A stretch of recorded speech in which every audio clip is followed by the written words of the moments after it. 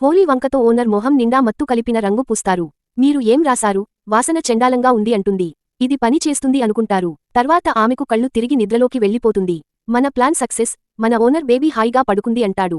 ఆమె మత్తులో ఉంటే ఇద్దరూ కలిసి ఇంట్లో ఉన్న డబ్బు అంతా కొట్టేదామని మాట్లాడుకుంటారు. సరే త్వరగా పని ముగించుకుని వెళ్ళిపోదాం అని బెడ్రూంలోకి వెళ్ళిపోతారు.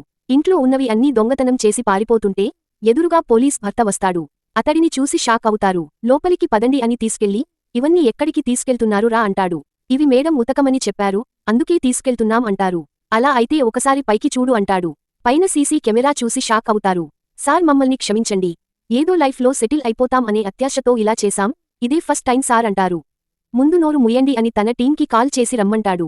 తర్వాత ఏం జరిగిందో చూసే ముందు, అన్నం తినేముందు దేవుడిని తలుచుకునే అలవాటు ఎంతమందికి ఉందో వాళ్ళు వీడియోకి లైక్ చేసి, మీరు ఏ దేవుడిని తలుచుకుంటారో కామెంట్ పెట్టండి. చూద్దాం ఎంతమందికి వాళ్ల కుటుంబంలో వాళ్లు మంచి అలవాట్లు నేర్పారో అని. ఇంతలో ఆమెకు మెలకువ వస్తుంది. లెగిసి చూసి, వాళ్లని ఎందుకు కొడుతున్నారు అని అడుగుతుంది. వీళ్లు మన ఇంట్లో ఉన్నవి అన్నీ దొంగతనం చేసి తీసుకెళ్తుంటే పట్టుకున్నా, మనల్ని మోసం చేసి పారిపోదాం అనుకుంటున్నారు అంటాడు.